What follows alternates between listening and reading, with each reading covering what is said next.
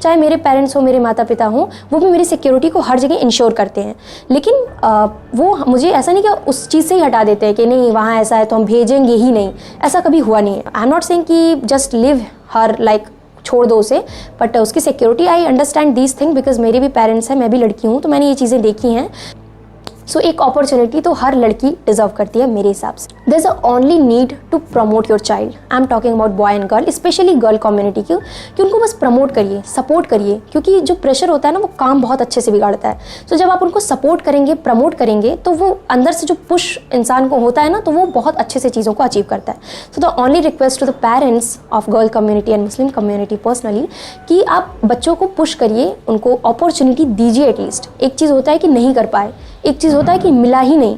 So in case चाहे वो लड़का हो या लड़की, ऐसा नहीं होना चाहिए कि उसे अपॉर्चुनिटी मिली ही नहीं, मिलनी चाहिए। करना ना करना वो तो बात की बात है। जय हिंद दोस्तों, मेरा नाम है सानिया मिर्ज़ा और मैं वो सानिया हूँ जो देश के प्रति अपने आप को समर्पित करना चाहती हूँ।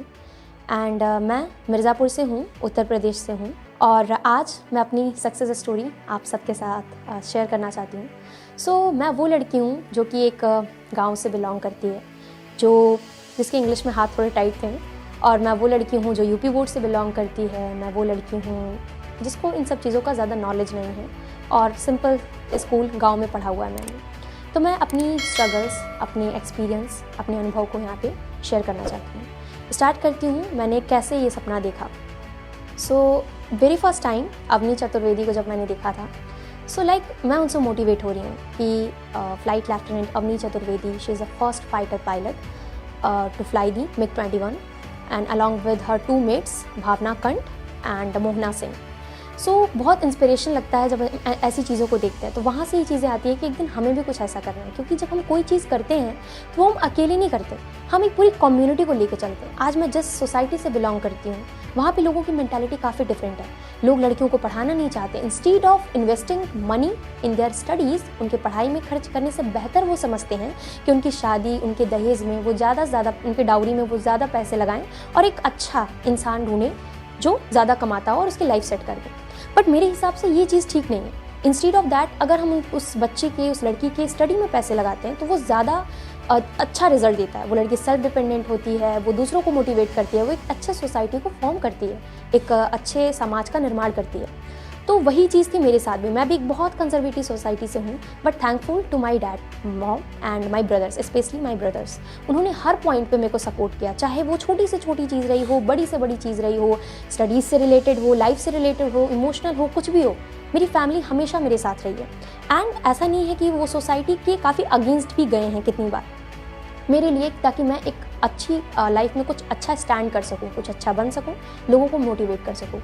If I will B do something great for the nation, या मैं कल को फ्लाइंग ऑफिसर बनती हूँ या कुछ अच्छा करती हूँ, तो ये सिर्फ मैं नहीं कर रही हूँ, मेरे साथ मेरी मेट्स, जिस विलेज में मैंने पढ़ा है, वहाँ के बच्चे बच्चियाँ, वो भी मोटिवेट होते हैं कि वो अगर वो कर सकती है यहाँ रह करके, तो हम क्यों नहीं कर सकते। तो हम जो चीज़ों को लीड करना चाहते हैं, हमारे ऊपर भी एक रिस्पॉन्सिबिलिटी होती है, क्योंकि हमसे भी कई लोग सीखते हैं। जब हम लाइफ में आगे बढ़ते हैं तो वो सिर्फ हम नहीं होते, हम सक्सेस अचीव करते हैं तो वो सिर्फ मैं नहीं करती, वो मेरी पूरी गर्ल कम्युनिटी है। एंड मैं जिस कम्युनिटी से बिलोंग करती हूँ, बीइंग अ मुस्लिम कैंडिडेट, मैं प्राउडफुली आज कहना चाहती हूँ कि मुस्लिम कैंडिडेट्स को भी ऐसा अपॉर्चुनिटी मिलनी चाहिए। थॉट्स कहीं ना कहीं इनिशियली अगर हम हिस्ट्री उठा के देखें तो वहीं से ही कंजर्वेटिव है, तो कहीं ना कहीं इस तरह के बच्चों को, बच्चियों को ये चांसेस देना चाहिए, मतलब अपॉर्चुनिटी एटलीस्ट देनी चाहिए। प्रॉब्लम क्या है कि अपॉर्चुनिटी नहीं मिलती है। सो बीइंग अ गर्ल, मैं ये चीज़ बहुत अच्छे से समझ सकती हूँ। ऑल्दो मुझे हर टाइम भी अपॉर्चुनिटीज़ मिली है, लेकिन फिर भी मैंने अपनी नेबर्स में देखा है, अपने फ्रेंड्स को देखा है जो स्टडी करना चाहती हैं पर नहीं कर पाई। सो मेरा ऐसे पेरेंट्स को एक ही सजेशन है कि आप प्लीज़ एटलीस्ट उन्हें एक अपॉर्चुनिटी दें, एक बार उन्हें अपॉर्चुनिटी दे के देखें, मे बी ये बहुत अच्छा रिजल्ट दे सकता है। In my case my family always supported, और मेरे भाइयों ने काफ़ी सहयोग किया मेरा, बहुत ज़्यादा। तो उससे मुझे काफ़ी मोटिवेशन मिलता था। मोटिवेशन ना आपको पुश करता है किसी चीज़ को अचीव करने के लिए। सो मेरा स्ट्रगल काफ़ी चीज़ों को लेके रहा है, इंग्लिश को लेके रहा है, और अपनी एकेडमिक्स को लेके रहा है, सोसाइटी को लेके रहा है। ये भी कहीं ना कहीं हमारे ऊपर प्रेशर, दबाव बिल्ड करता है, हमारे ऊपर दबाव डालता है कि समाज क्या सोचेगा अगर मैं नहीं कर पाई। तो क्वेश्चन माँ बाप के ऊपर उठना स्टार्ट हो जाते हैं कि बाहर जाती थी लड़की, कुछ नहीं कर पाई। तो कहीं ना कहीं ये प्रेशर भी बिल्ड होता है, जो मेरे केस में भी था। तो अपनी इंग्लिश को मैं एनवायरनमेंट को मैं नहीं कह सकती, बिकॉज मैं चाह के भी वो एनवायरनमेंट अपने विलेज में नहीं बना सकती। मैं नहीं ऐसा अज्यूम कर सकती कि मेरे साथ कोई इंग्लिश बोले, मैं उसके साथ प्रैक्टिस करूँ, या फिर मैं अपने friends, as I said I belong to the Hindi medium background, so basically I want to say कि वहाँ भी ऐसा कोई इन्वायरमेंट नहीं था। तो जब मैं CBSE बोर्ड के स्टूडेंट्स को देखती थी तो हमारा सिलेबस सेम है, अब तो बिल्कुल सेम है, हम NCERT पढ़ते हैं, सेम पढ़ते हैं, सब कुछ सेम है, बट फिर भी जो चीज़ है वो है इक्वालिटी, वो आज भी हमें नहीं मिलती। लाइक वी आर हिंदी, जबकि हिंदी हमारी नेशनलिटी है, हमारा एक गौरव की बात है कि हम हिंदी बोलते हैं, ये काफ़ी गौरवान्वित है हमारे लिए, लेकिन फिर भी वो चीज़ को रिस्पेक्ट नहीं मिलती। आज लोग western culture, western thing, English, इन सब चीज़ों को ज़्यादा वैल्यू देते हैं। सो मेरे लिए भी ये चीज़ थी, मुझे भी था कि मैं जब 11 में थी तो मुझे इंग्लिश को लेके कुछ करना था, तो इंग्लिश बोलने का काफ़ी मन था, लेकिन बहुत फ़र्क होता है एकेडमिक्स में इंग्लिश पढ़ने में और रियल लाइफ में इंग्लिश बोलने में। सो उसको लेके मैं क्या कर सकती थी, मैंने अपनी अराउंड एक एनवायरनमेंट क्रिएट किया। एक मोबाइल एक ऐसी चीज़ है जिसका आप यूज़ भी कर सकते हैं, मिस यूज़ भी कर सकते हैं। मैंने ऑलवेज़ मोबाइल को यूज़ करने के ही करियर से देखा है, और उससे मैंने काफ़ी हेल्प ली है, काफ़ी मुझे इंग्लिश बोलने में चीज़ों को मैंने वहाँ से कि मैं कैसे एक एनवायरनमेंट बिल्ड कर सकती हूँ जहाँ मैं इन सब चीज़ों की प्रैक्टिस कर सकती हूँ, अननोन लोगों से, काफ़ी सिक्योरिटी से, मतलब उस चीज़ों को अच्छे से देखना, उसके बाद वहाँ प्रैक्टिस करना। सो वहाँ से भी काफ़ी हेल्पफुल मिली मुझे इंग्लिश के लिए। तो इंग्लिश धीरे धीरे, इंग्लिश इज़ समथिंग कि जैसे जैसे आप बोलते जाते हैं, जितना प्रैक्टिस करते हैं उतना ज़्यादा इंप्रूवमेंट होता है। और इंग्लिश में ऐसा कुछ है नहीं कि हाँ मुझे आ गया, क्योंकि इट इज़ अ लैंग्वेज, इसे आप परफेक्टली कभी सीख नहीं सकते। ये एक कुछ ऐसा है जो आप सीखते रहेंगे लाइफ टाइम। लाइक हिंदी हम बोलते हैं, लेकिन अभी भी हमें ठीक से हिंदी नहीं आती, क्योंकि हम वी आर लर्निंग। तो सेम चीज़ इंग्लिश के साथ भी है। तो इस तरह से मेरा कुछ स्ट्रगल रहा इंग्लिश को लेकर के भी, काफ़ी डिफ़िकल्टीज फेस हुई, like vocabulary, grammar and all. तो धीरे धीरे इंप्रूवमेंट से, डेडिकेशन से और discipline, always stick with your commitments. अगर आप कुछ करना है तो उसको बीच में गिव अप नहीं करना, तो उसको मैंने कभी गिव अप नहीं किया, करती गई। तो इंग्लिश में मेरा बाद में काफ़ी ज़्यादा ठीक ठाक हो गया, मतलब मैं कम्युनिकेट कर सकती हूँ बिना किसी फियर के। और रही बात मेरी सोसाइटी की, तो मैं मेरी 10th तक की स्कूलिंग मेरे विलेज से हुई है। उसके बाद मैं सिटी को शिफ्ट हो गई थी वहाँ पे पढ़ाई के लिए आगे, because my village school were no further for science stream, तो मुझे शिफ्ट होना पड़ा। तो मैं जब होती थी, तो इनिशियली जब मैं जाती थी, तो मेरे पेरेंट्स से भी कुछ लोग ऐसे मतलब बोलते थे कि आप बाहर भेज रहे हैं, लड़की है, ये है, वो है। सो मेरे पेरेंट्स ने कभी उन चीज़ों को कभी ध्यान दिया ही नहीं। लाइक वो सुनते थे, इट्स ओके, वो नेग्लेक्ट कर देते थे, क्योंकि उनको बिलीव था कि अगर हम इक्वालिटी में, मेरे पेरेंट्स का ये सोचना है कि हम तुम्हें स्ट्रगल में भी इक्वालिटी देंगे और अपॉर्चुनिटी में भी इक्वालिटी देंगे। ऐसा नहीं कि स्ट्रगल फेज में हम बॉय है, गर्ल है, सेंसिटिव है, नहीं। संघर्ष है, दोनों बराबर करेंगे, चाहे वो लड़का हो, चाहे मेरी बेटी हो या बेटा हो। और अगर आपको अपॉर्चुनिटी की बात आती है, अवसर का बात आता है, तो मेरे जो माता पिता हैं दोनों, वो हमें बराबर की इक्वालिटी देते हैं। तो दोनों में स्ट्रगल हो चाहे अपॉर्चुनिटी हो, हमें हमेशा इक्वालिटी मिली है हमारी फैमिली में। सो वो चीज़ें जो है ना, वो फैमिली पुश करती है हमें कि नहीं, हमें करना है, एक ना एक दिन इस सोसाइटी को, थिंकिंग को चेंज करना है।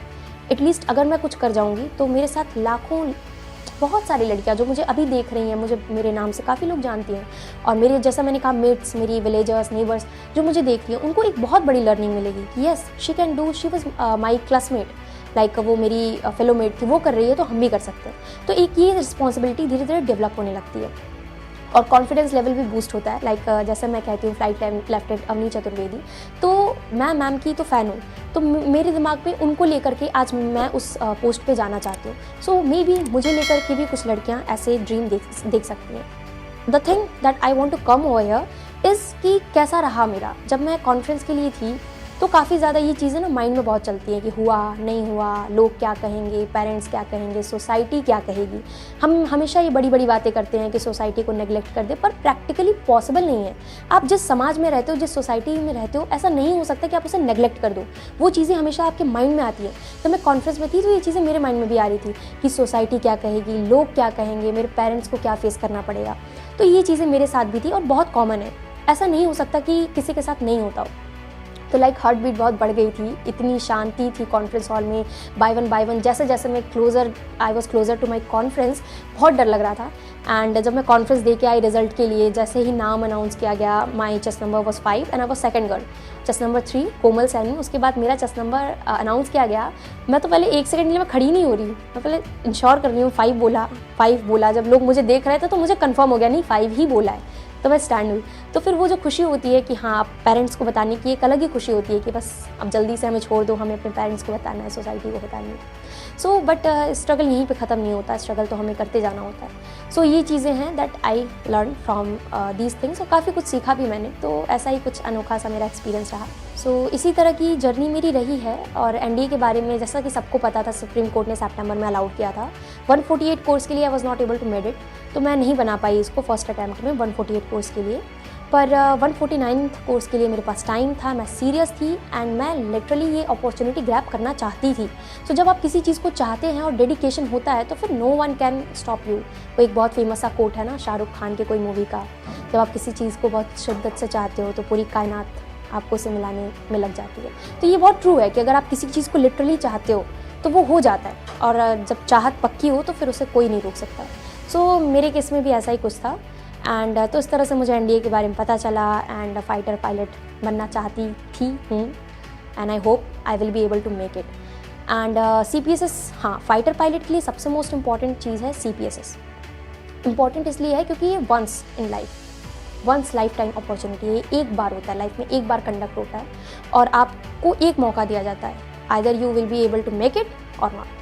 सो बहुत ज़्यादा मैटर करता है। सेंचुरियन से मैंने CPSS के लिए भी क्लासेस करी थी, तो वो एक बेनिफिशियल होता है क्योंकि जब आप पहली बार जॉयस्टिक पकड़ते हो, कॉकपिट में बैठते हो, तो थोड़ा सा स्ट्रेंज फीलिंग होती है। जैसा कि मैंने कहा, ये once in life time opportunity है। सो बहुत मैटर करता है कि आपको एक बार में से बनाना है, और प्रेशर भी उसी हिसाब से होता है कि अरे अगर नहीं कर पाई तो नहीं हो पाएगा लाइफ में कभी। तो प्रेशर बहुत ज़्यादा बिल्ड होता है उस टाइम पे, ओवरकम करना होता है। और इसमें मेरे को अकेडमी से काफ़ी हेल्प मिली CPSS के लिए पर्टिकुलरली मैं कहना चाहूँगी। एंड लास्टली मैं एक मैसेज है मेरी गर्ल कम्युनिटी को, मुस्लिम कम्युनिटी को, कि अगर मैं कर सकती हूँ, अगर मैं एक विलेज, एंड हाँ, द मोस्ट इंपॉर्टेंट थिंग, मैं एक सिविलियन हूँ, दूर दूर तक मेरा कोई डिफेंस बैकग्राउंड नहीं है। इतने मिथ होते हैं SSB में कि अगर आपका डिफेंस बैकग्राउंड नहीं है, आप सैनिक स्कूल से नहीं हो, अगर आपके स्पोर्ट में अचीवमेंट नहीं है तो नहीं हो सकता। ऐसी कोई बात नहीं है। जहाँ तक मुझे पता है कि जो बच्चे सैनिक स्कूल से होते हैं या फिर उनका बैकग्राउंड डिफेंस होता है, एक चीज़ उनमें बहुत अच्छी होती है, वो होती है डिसिप्लिन। वो इस ऑर्गेनाइजेशन को बहुत पहले से समझते हैं और उसकी रिक्वायरमेंट को समझते हैं, और हम सिविलियन इस चीज़ को नहीं समझते। उनको मतलब है इन क्वालिटीज से, 15 OLQ से, doesn't matter you belong to civilian और डिफेंस बैकग्राउंड। तो उनको जिसमें ये चीज़ें मिलती हैं वो उनको सेलेक्ट करते हैं, बट हम सोचते हैं कि नहीं, ये प्रेफरेंस दे रहे हैं। सो जब आप इन चीज़ों को खुद में बिल्ड करेंगे तो आपको ये रियलाइज़ होगा कि नहीं, ऐसा कुछ भी नहीं है, ये सिर्फ एक मिथ है कि ऐसा नहीं होता, वैसे नहीं होता।